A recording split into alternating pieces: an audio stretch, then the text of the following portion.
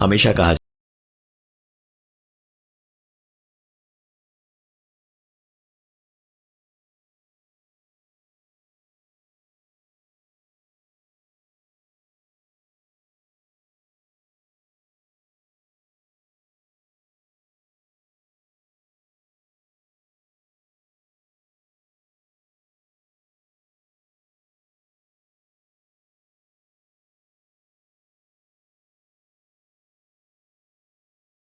Phone किया।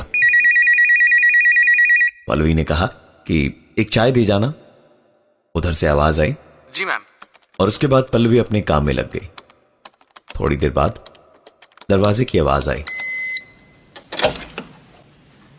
पल्लवी बोली, यहीं टेबल पे दे दीजिए ना चाय। करीबन 2 मिनट के बाद भी चाय जब टेबल पे नहीं पहुंची और दरवाजे की आवाज एक बार फिर से आई, अरे चाय यहीं दे दो ना यार, क्या बार बार अंदर बाहर कर रहे हो।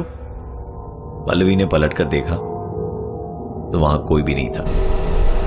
वो उठी और इधर उधर उसने देखना शुरू किया कि आखिरकार चाय कहां रखी है, लेकिन उसे चाय कहीं भी नहीं दिखी।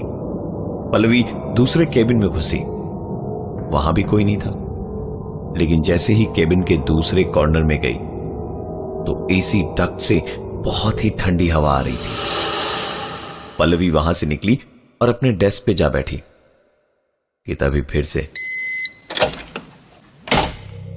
पल्लवी से और बर्दाश्त नहीं हुआ।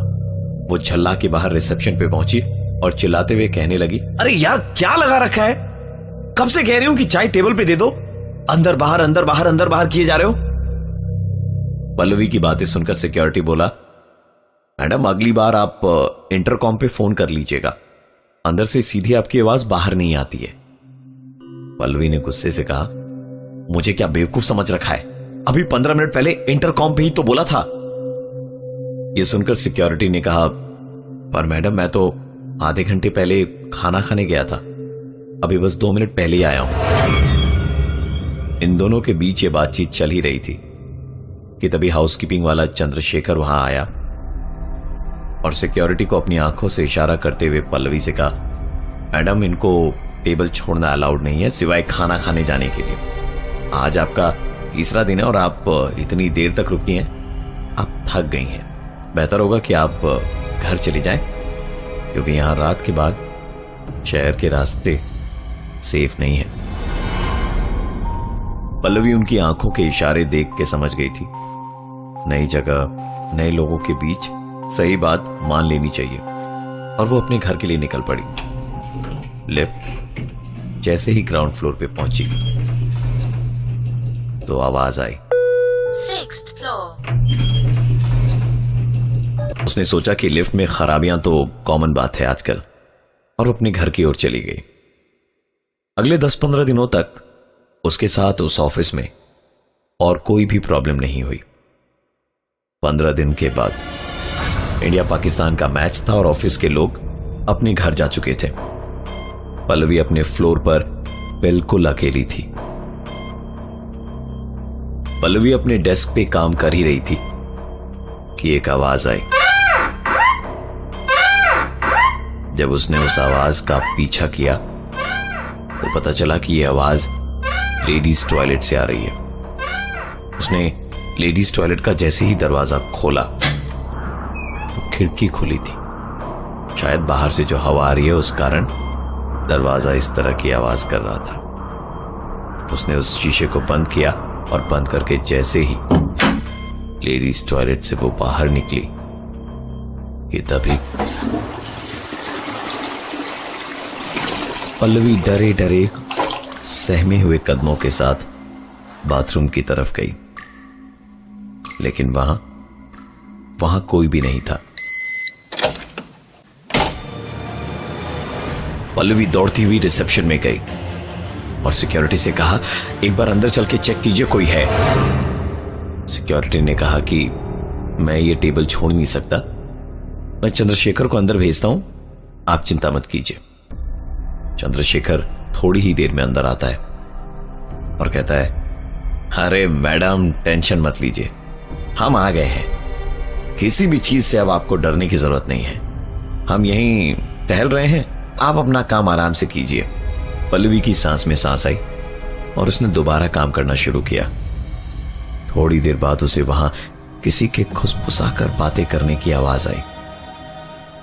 यह आवाज बाथरूम के कोने से आ रही थी। उस तरफ जाके देखा तो चंद्रशेखर वहीं पर था। पल्लवी चिल्लाई कि तुम किससे बातें कर रहे हो? चंद्रशेखर ने कहा, किसी से भी तो नहीं मैडम, मैं तो यहां चुपचाप खड़ा हूं। पल्लवी ने कहा कि अपना मोबाइल दिखाओ। तो चंद्रशेखर ने कहा कि उसके पास तो मोबाइल है ही नहीं। परेशान सी पल्लवी ने जल्दी जल्दी अपना काम खत्म किया और घर के लिए निकली। लिफ्ट जैसे जैसे ग्राउंड फ्लोर की तरफ जा रही थी, किसी के साथ साथ सीढ़ियों से उतरने की आवाज भी आ रही थी।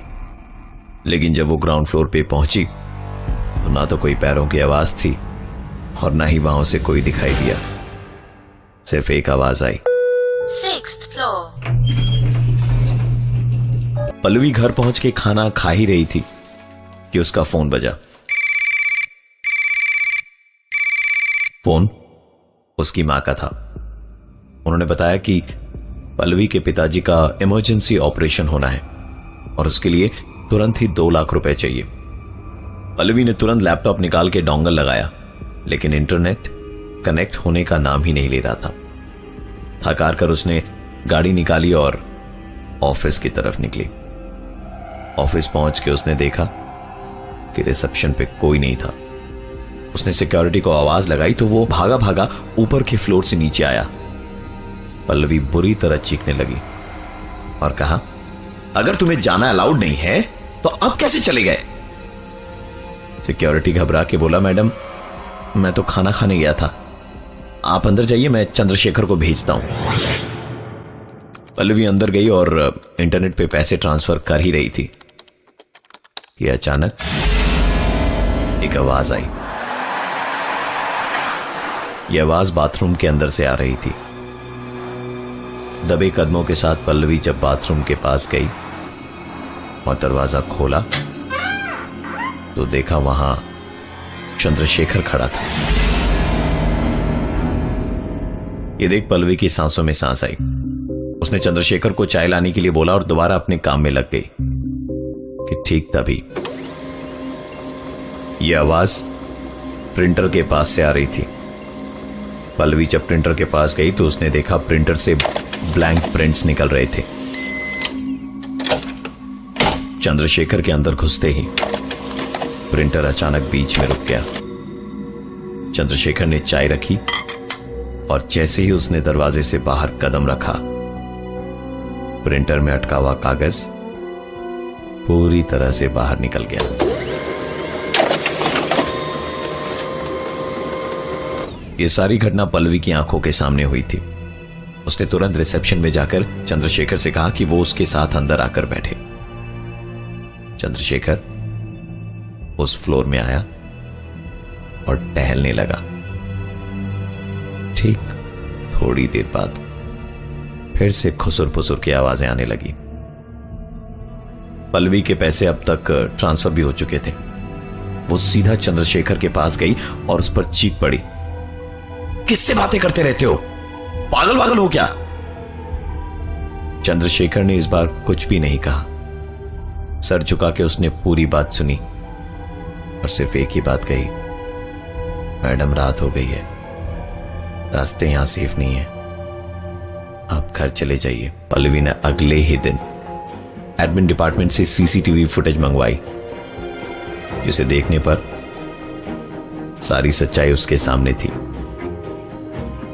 पल्लवी ने सबके वहां से निकलने का इंतजार किया और सबके निकलने के बाद चंद्रशेखर को बुलाकर सीसीटीवी फुटेज दिखाई और उससे पूछा कि अब सच बता दो, नहीं तो तुम्हारी नौकरी चली जाएगी।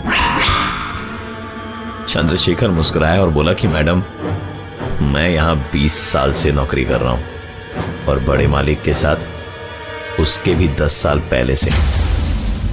नौकरी तो मेरी जाने से रही, लेकिन जब सच्चाई आपके सामने है तो आपको बता दूं कि आखिरकार ये है क्या। पल्लवी चंद्रशेखर की बातों को बड़े गौर से सुन रही थी, इसलिए उसने तुरंत पूछा, बड़े मालिक? यहां तो एक ही चेयरमैन है। सुनकर चंद्रशेखर ने कहा, यह कंपनी 2 पार्टनर्स ने शुरू की थी और दोनों कॉलेज के दोस्त थे। बिजनेस जब बहुत अच्छा चलने लगा, एक दिन मेरे मालिक और इनमें पैसों को लेकर बहुत झगड़ा हुआ। मेरे मालिक को दूसरे मालिक ने पैसों के लिए जान से मारने की धमकी दे डाली थी। बचपन की दोस्ती में ऐसी बात सुन के और दूसरे सारे टेंशन्स के चलते उन्हें हार्ट अटैक आया और उसी जगह पर उन्होंने दम तोड़ दिया जहां पर आप बैठती हैं। इसके बाद अपने आप पल्लवी समझ गई कि इतना सब क्यों हो रहा था और चंद्रशेखर किससे बातें करता था। अगले दिन पल्लवी जब सुबह ऑफिस आई तो देखा ऑफिस में पुलिस आई हुई है। पता चला कि चंद्रशेखर हार्ट अटैक से मारा गया। पल्लवी चुपचाप वहां से घर चली गई और अपना रेजिग्नेशन उसने ईमेल से भेजा। पल्लवी आज मुंबई में रहती है और इतना सब कुछ होने के बाद भी आज किसी के खुसुर फुसुर करने की आवाज उसे बिल्कुल पसंद नहीं।